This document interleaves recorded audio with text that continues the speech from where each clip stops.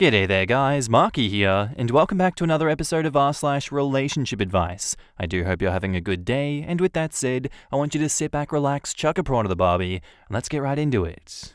Posted by user Theme Wild, titled, My Stepmom Thinks My Dad and I Are in Love. So my dad, 50 male, and my mum, 45 female, got divorced when I, 21 female, was in first grade. My sister and I have been doing fine, going between houses since then. A few years ago, my dad met my stepmom, 50 female, and it was amazing seeing him so happy that he finally met someone who loved him as much as he loved her. They got married 3 years ago, and ever since then, she's acted different to me. My dad and I used to do everything together. He'd take me to his work, we'd have dad-daughter dates. He took my sister and I on family trips with just the three of us. My stepmom threw away everything that resembled my mum when she moved in. My jacket that had my dad's company and my mum's name was thrown away. Pictures from my parents' wedding went missing. She starts crying and screaming when we talk about life before she came into the picture. Now she accuses just me and my dad of having a sexual relationship, which is not true whatsoever. He is not allowed to be home alone with me. We aren't allowed to go hang out together without her. I was wearing my snow gear. We live in MN, so it's pretty cold, and she accused my dad of looking at me sexually. I was in giant snow pants and a huge coat. Heaven forbid I sit on the same couch as him. I was happy that he found someone who loved him, but I feel as if I'm being pushed away further from him. I try to be nice to her because her own kids barely talk to her anymore, but I'm finding it really difficult. I cry every time I visit because those two just end up in a fight about me while I'm there. I know he doesn't want to start over, but is staying with her worth losing a relationship with your own daughter? In my personal opinion, OP, I'd say absolutely not. This woman seems to be driving a huge divide between you, and I'd imagine this follows a string of behavior from her past that has led her not to be in contact with her own kids anymore. The age-old advice of when someone tells you who they are, believe them, is something that should be applied in this case. It's obvious that she switched up from the person she presented herself to be to the person who she really is as of the marriage, and your dad seems to be in denial that she's just a raging asshole. So, I don't know, if I were you, I'd be in talks with your dad in private to be like, get rid of this woman, she's not good for you and she's not good for us. In the comments, Angry Puppy 35 says, wow, super weird. She sounds mentally ill. I wonder why her own kids don't have anything to do with her. Yeah, it's truly baffling. Perhaps her obsessive fear of monogram windbreakers had driven a wedge in her other relationships. Can confirm, women who do this are mentally ill. My mum threw the same tantrum about me and her boyfriend because she decided to date a man 17 years younger than her, and I had the audacity to go through puberty. 6 months of living in my house, and I wasn't allowed to be in the same room as him or speak to him at all. It's not like I was a promiscuous girl either, not to mention how disgusting it would be to sleep with someone that my mum slept with. I ended up moving out, and we have never sustained a relationship since. She really threw it all away for nothing. It's funny how your parents can do no wrong, and you're always the problem.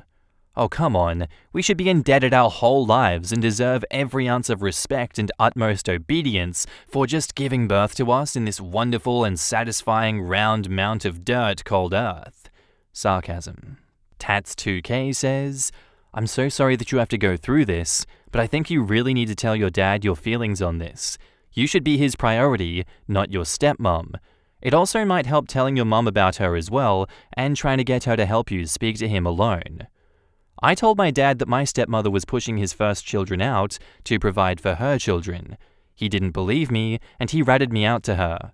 She played the heartbroken, trying mum for a while until she managed to push us all away from dad. It was always her plan to push the old kids out to make room for her kids. Umbusa says, wait, so she accused him, to his face, of being sexually attracted to you, and he still hasn't left her? A lot of people hope that their delusional partner will eventually discover the truth, and they feel guilty about leaving a partner who is clearly suffering from a mental illness. Especially men towards their female partners. They're pretty much guaranteed to not press charges, even if others are targeted, and will often give support past leaving them out of this guilt. Don't trust whipped dogs like the dad unless they have truly taken all avenues to leave the abusive partner and have pressed charges without getting soft. Back up to the post, we have an edit. I want to add that my stepmom and I had a good relationship before they got married. We went shopping, exercising, and much more together like we were best friends.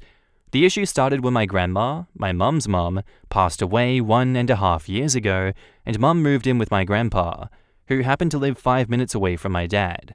I'm told that I look like my mum all the time, so it could be because she's threatened by my mum somehow, even though both of my parents have said that even if they were the last 2 people on the planet, they'd rather die than repopulate with each other. Edit 2. Hi everyone. I first wanted to say thank you for all of your support. I read each comment and tried to respond to the ones that people have a lot of questions about. I also wanted to say that I've received many hateful DMs and comments saying I'm a troll and fake. I just want to say that my story is completely true. Others have experienced a similar situation based on mine. It's hurtful to think that people think that this is fake, but I can understand as this is an effed up situation. I wouldn't wish this situation on my worst enemies. Edit 3. I just wanted to answer a few questions that I've been receiving. 1. Her boys, 27, 25, and 22, had some communication, but not a whole lot. The 2 eldest come over once a month and for holidays. The youngest hasn't been back for about a year. They all still contact my sister, myself, and my dad regularly. 2. My dad has tried to go to therapy with her, but it never works out from what I hear. He's had his heart broken by my mom really bad apparently, and had a hard time getting back out there to date. He really wants this to work out with my stepmom and takes his vows, for better or for worse, in sickness and in health, seriously. He wants to help her. 3. The photo albums and items that belong to my mum he was saving for my sister and I when we got older. For example, my mum and dad kept their wedding rings, and the day my sister and I both graduated, we got a new piece of jewelry formed out of both rings that they melted and put together. He didn't look through them. They were in a box in the basement labeled, "For the girls when older." And 4, I'm not trying to make excuses for my dad's behavior because it's annoying and I wish that it would stop. To be called horrible names and treated like a burden hurts so much. Hopefully I could answer your questions. My dad's birthday is coming up, and I plan on giving him an album of old photos of his past that don't include my mum, so he can look through a few pictures of my sister and I when we were younger, but I don't know how it's going to go at this point. And now, onto the update. Hi everyone, I wanted to give you all an update on what happened for my dad's birthday. I went through so many albums to separate photos of my dad and my mum so my dad could have photos of his family without his wife freaking out. I handed him the album in front of his wife, my sister, and my brothers. He didn't even want to look at it. He opened and looked at all the other gifts that my siblings gave him, but not mine. He put it to the side and said, "I'll try to look at it later." I was so hurt, I just started my car and went to my boyfriend's house for the night. Apparently, later that night, my brother and sister heard my dad and his wife yelling at each other. She's claiming that he wants to go back to his ex-wife, my mum, and he said he'll get rid of the album if it'll make her feel better. When they went to bed, my sister took it and now is hiding it at our mum's house because she'd like the photos of my dad's past life. I've been crying every day because I thought he'd maybe stick up for me this time, but no. He thought of his own wife's feelings before his kids. He hasn't even texted or called me after that night. I think I'm ready to stop contact with my family for a little bit. I'll still be in touch with my siblings, but that's about it. I'm going to be staying with my boyfriend's family for a few months until we save up enough money to get an apartment together. I've asked my sister and brother to pack some of my stuff up in my room and slowly start bringing it to me so I can put it in a storage unit so my dad's wife doesn't destroy anything of mine. I also want to add that my dad was the one who asked for the separated album. He told me he wanted to see old pics of us and him without my mum to hopefully show my stepmom there is nothing happening. He asked me to do this a few months ago, but I never had time because I was away at college. To the people thinking I'm trying to provoke the problem, I'm not trying to. He asked and I thought that he'd appreciate it, which I guess he changed his mind. In the comments, Hannah Ryder 215 says, "This is awful. I can see why her kids don't hang out with her. It seems like she was only being nice to you before the marriage so she could win you and your dad over to get the ring. I would suggest going low or no contact with them both. I'm not a gal replies. Just to add, I think OP needs to lay it out to her dad that she knows he's trying to keep stepmom happy by doing what she says and putting up with the shit, but in turn, he is going to lose his own children because of her. If that then seems worth it to him, then they might as well just cut contact now, rather than dragging it on further for her and her siblings' sake of not being further subjected to stepmom's ridiculous abuse. Stepmom needs some serious help, and I hope OP's dad comes to the light and realizes this isn't worth losing his kids over. Honey, your step-monster is horrifically abusive, not just to you but your entire family, and your dad has chosen to enable her. I know you feel sorry for him, but he's a grown-ass adult. He sees the abuse she's heaped on you and your sister and on him, and he chooses to tolerate it. He chooses to stand silently by and allow her to accuse him and you of having a sexual relationship, which is absolutely beyond every pale ever conceived of. I know it's hard for you to hear this, but the only way out for you is out. You need to talk to your dad. If you can't do it alone, then do it in front of her, but spell it out. She is abusive, he is an enabler, and as long as he chooses to stay in this deeply toxic marriage to her, you will not have any contact with either of them. Fuzzy Attempt replies, exactly. She's completely insane. Sounds like what my mother did to my father's other kids, in addition to a ton of other abuse. Run. Get away from them if your father won't listen. I'm so sorry.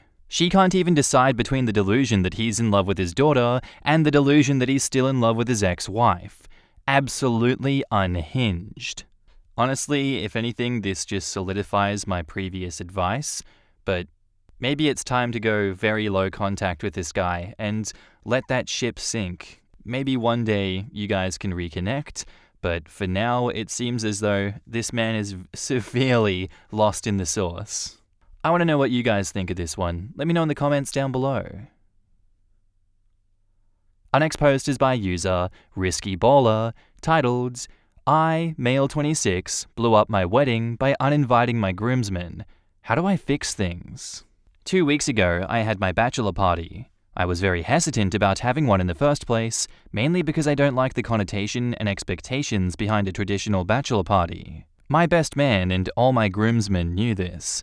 We've known each other for a very long time, since childhood, and we're all super close. My groomsmen are male 28, male 29, and my best man is male 25. Before I met my fiancé, I was not a good person. I manipulated and used women, sexually and emotionally, all the time, and thought that it was cool and fun. This was partly because of my then unresolved trauma from women in my childhood. When I graduated from college, I started taking care of myself, physically, emotionally, and most importantly, mentally. I was able to afford therapy, and I really worked hard on myself to change and become a better man. My best man knew about this, and has followed my journey, and has been generally very supportive. He too has started to see how toxic our behavior was, and is basically more or less on the same path to becoming a better person. Our other friends, not so much. But it's not something that affects our friendship, and they are much better with their behavior in comparison to when we were younger. I met my fiancé shortly after the changes I made. My fiancé really helped me heal from my trauma and has embraced me with all my flaws. I feel so loved and cared for, and she's the one that I want to spend the rest of my life with. Not to mention that her family has welcomed me since day one. I've opened up to her about everything. She knows about my past, and she's well aware of my friend group and how they are. She ended up actually encouraging me to have a bachelor party so that I won't miss out on a once-in-a-lifetime experience. I told the boys that I didn't want to do anything with strippers or strip clubs or any variation of naked and semi-naked girls. They agreed. We went to a hotel with a casino and gambled for most of the afternoon. In the evening, we went back to our room and drank some more, and by the time that it was 8 to 9 p.m., I was completely wasted. This is where things took a turn for the worse. My groomsmen were talking to a group of girls when we were gambling in the afternoon who were doing a bachelorette party. They invited them to our room, and they showed up at 9. So when they showed up, things got crazy. We all went to a club, at which point I pretty much blacked out. I remember telling my best man to take me back and that I didn't feel good about being this drunk at a club, but he just sort of shrugged and laughed it off. Next thing I remember is coming in and out of consciousness while one of the bridesmaids from the other party was unzipping my pants in her hotel room. I tried to push her away, but kept blacking out, and I even mustered up enough energy to say out loud, "Please stop, I don't want to." She kept going, and I ended up finishing. When I woke up the next morning, I was back in our hotel room. I thought I had a terrible nightmare, but I slowly started remembering everything. I began to have a panic attack. I woke everyone and tried to figure out what happened. My groomsmen were being extremely dismissive and not taking it seriously, but I pressed until one of them admitted that they thought it would be funny to convince one of the bridesmaids to take me back to her room and give me one more night of fun before I become trapped. I lost my shit and freaked out. I left without them and have been staying with my cousin until I figured out what to do next.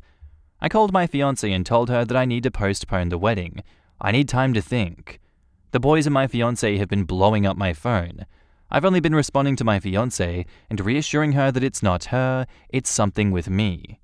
I sent one text 1 week later to my boys' group chat telling them they are all uninvited. I obviously told my fiancé about this, but didn't explain why. She, her family, and all the relatives of my friends have been calling me a complete asshole and blowing up my phone non-stop about the issue. The only people that know what happened are me, the boys, and my cousin. I don't have any other family, and my best man said he had no idea what they were up to and feels like shit for not being there to stop and protect me. I feel so lost. I haven't slept for days. I can't eat. I can't think. I can't breathe. I can't even look my fiancé in the face. I keep making excuses about why I'm staying with my cousin, and the "I'm working through something" response is wearing thin. I feel sick every time I text her because I cheated.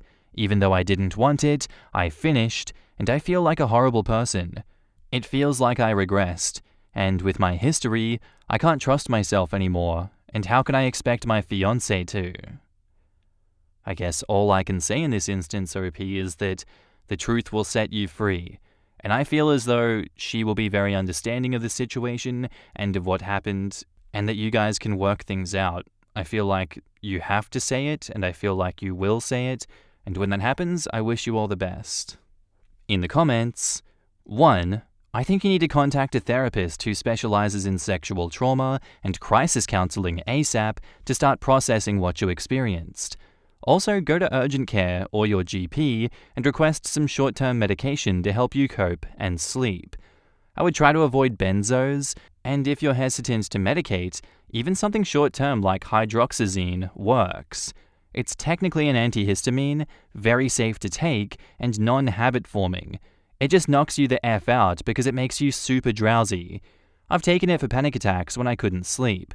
Just set a lot of alarms if you need to be somewhere the next morning. Just so you know, finishing during a sexual assault is quite common and not indicative of anything wrong with you. As far as I'm concerned, you didn't cheat, you did not consent, and you were assaulted. 2. Assuming you believe in his lack of involvement, reach out to your best man and lean on him. You need support right now. 3. You need to be honest with your fiancé about what happened to you. What happened to you is terribly unfair, but the limbo you're keeping your fiancé in is terribly unfair as well. Have your best man come back up your side of the story. It's terribly sucky, but putting the wedding on an indefinite hiatus until you've dealt with this much more seems like the right move.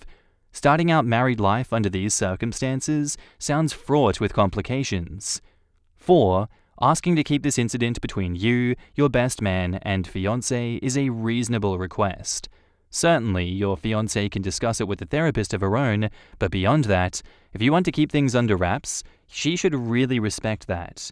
This is your story to share if and when you are ever ready to do so. Hang in there. Take things day by day. I promise you things will get easier and better with time. Let Me Help You Out says, you didn't cheat. You were sexually assaulted, you were blackout drunk, and you told this woman no, and she continued anyway. This is not your fault. You need to understand this. You need to start by telling your fiancé about this. She deserves to know the reason why the wedding is postponed, because she is totally going crazy wondering what the hell happened. Uninviting the groomsmen is totally fine regarding the circumstances. I hope your fiancé will understand the reasons why, and I think when she realizes how distraught you are, she will get the gravity of the situation, but you need to tell her soon. This is the comment you need. If you didn't want it and you said no and it wasn't respected, that is sexual assault. You need emotional and therapeutic support, and you need to tell your fiancé because her not knowing is just a special kind of hell for her. These guys are not your friends. They are bad guys. Don't invite them to a damn thing ever again. Back up to the post, we have an update.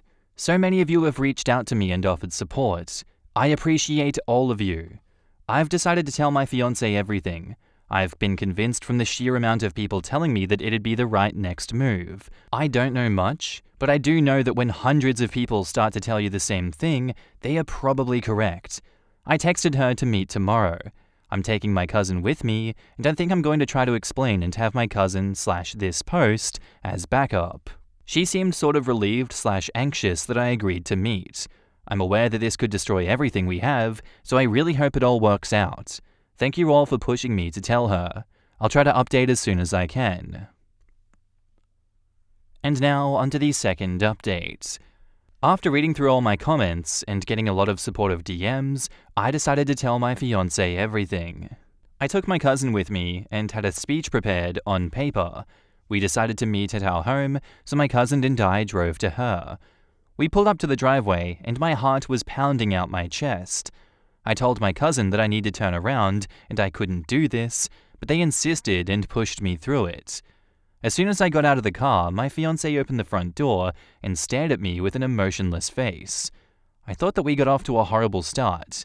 I was dreading going inside. We walk in and my fiancé directs us to our living room.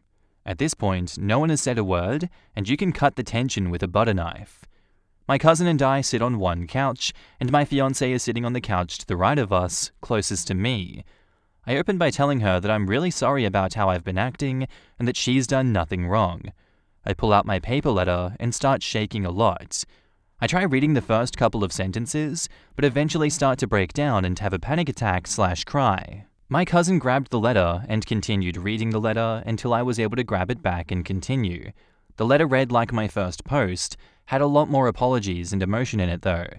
When I finished, I looked up and saw her extremely distraught and upset. She just stood up, said that she needed a minute to think, and went to the bathroom for a good half hour. I didn't know what to think.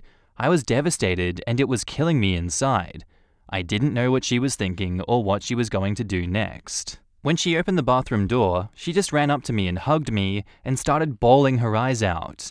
She kept saying that she was sorry about what happened to me and that she wishes she was there to protect me. We spent the rest of the night talking about it. She was very supportive and was just mad that I didn't come to her sooner. She was furious with my ex-best men and immediately texted her family without all the details to explain my side. She said something along the lines of, they did unforgivable things. We've decided to postpone the wedding until we both figure out how to work through this. My fiancé has already helped me connect with the mental health resources that deal with assaults. I've already been to 2 sessions this week. She's been extremely supportive and comforting. We're looking into the next steps with the police to report the crime, although I don't have much evidence. I honestly don't care if I get justice at this point. I'm just glad that my fiancé believes me. I told her I was scared that she would think I was lying because of my past, but she said she knows I've changed, and that she fell in love with the person that I am today. As for my best men, I've got no contact since. It's only been 6 days since I told my fiancé, so I'm still working through some stuff. In the meantime, I'm happy I have the love of my life in my arms at night.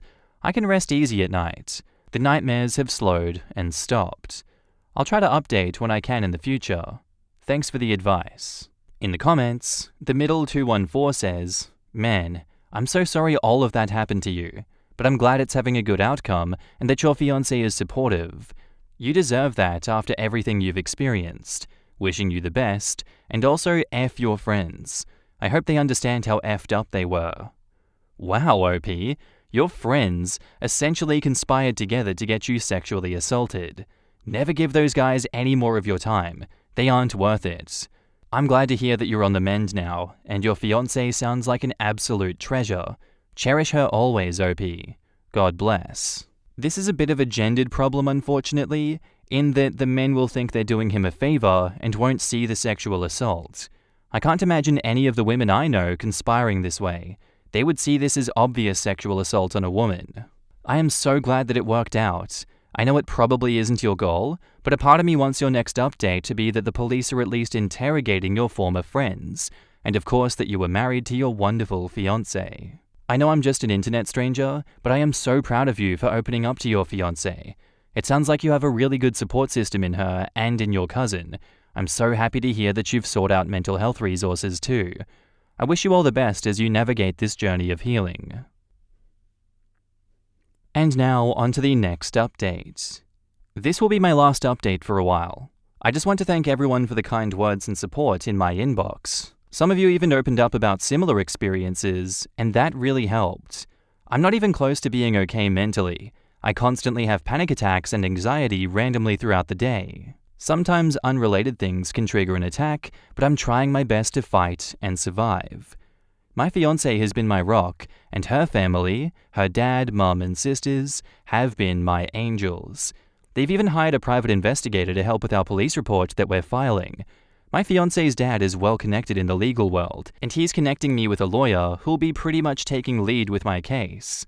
In the meantime, all I can do is try working through my issues and trying to move on. It's hard, not just for me, which kills me inside. I can see the pain this situation has caused my fiancé. I can see it in her eyes. It's hard not to blame myself. I've written personal letters to the parents of all my ex-friends, groomsmen, explaining things. I mailed them out yesterday. I'm closing that chapter of my life, as I've also mentioned that in those letters. What they do with that information is their choice. As for our wedding, we have decided to revisit things next year. Maybe sooner, depending on everything we're dealing with right now. We know we don't have to rush and can just take our time. I don't know if I'll ever be okay, or if the panic attacks and anxiety will ever go. I hope the next time I update, I'll feel like I can breathe again. Till next time. And now, on to the final update. Hey everyone. I have been constantly receiving messages about an update on my situation, so I thought I'd loop you in on what's been happening since the last time that we spoke. I want to quickly take a moment to thank all of you for your supportive comments and messages throughout this whole ordeal. It has meant the world to me. Okay, now on to the highly requested update. After everything that went down, it was really hard for me to piece my life back together. I did struggle with anxiety and PTSD from the incident. You have to understand, apart from my cousin, my friends were all the family I had left. To lose that so suddenly was brutal, gut-wrenching. I tried therapy for a while. It helped until it didn't. Life became a little dark, and it put a strain on me and my fiancé's relationship. I don't blame her. We ended up breaking things off and went no contact. Between the panic attacks and the constant stress from the aftermath of our failed wedding, it was too much. In the span of 4 months, I went from being sexually assaulted, to losing most of my family, to losing the love of my life. To say I've had it rough is an understatement. My police case came to a dead end a week after I reported everything. Was told there was nothing I could do. From a legal standpoint, I could have pursued a civil lawsuit, but I don't have the resources for a legal battle with my ex-groomsmen. I also don't have the emotional strength or courage to look them in the face after everything. Only one of them reached out, my best man. We had a chance to chat for a bit, but I was very closed off and ended the interaction, making it known that our friendship was pretty much come to an end. He was very emotional and told me he understood. It felt like I had cut my own arm off. I will say though, my cousin has been my lifeline. She has kept me alive throughout this, and trust me, there were points when that was not easy for her. I was pretty much ready to go. I stayed with my cousin and her boyfriend for about a month after my breakup. Enough time for me to find a job out of state and move away from everything. I've spent the last 5 to 6 months starting over. It was very hard at first, but it's true what they say. Time heals all things. I love what I do for work, and most of my colleagues have become close friends. My boss is super chill and understanding. I'm neighbors with this cool hippie couple that has me over for dinner on a weekly basis, and I'm dating again. I haven't found someone specifically, but it's been nice to have sex again. I don't mean that as a brag or to be crude, but I genuinely thought I wouldn't bring myself to enjoy sex ever again. It's weird. Feels like I've discovered sex for the first time again. I'm still a work in progress, but I'm happy to report that I'm alive and trying. My ex-fiancée did attempt to contact me around Christmas and New Year's since she's heard that I was in town visiting my cousin. She wanted to talk. I don't know what about. I decided not to reach back out. I felt it would destroy all of the progress I've made.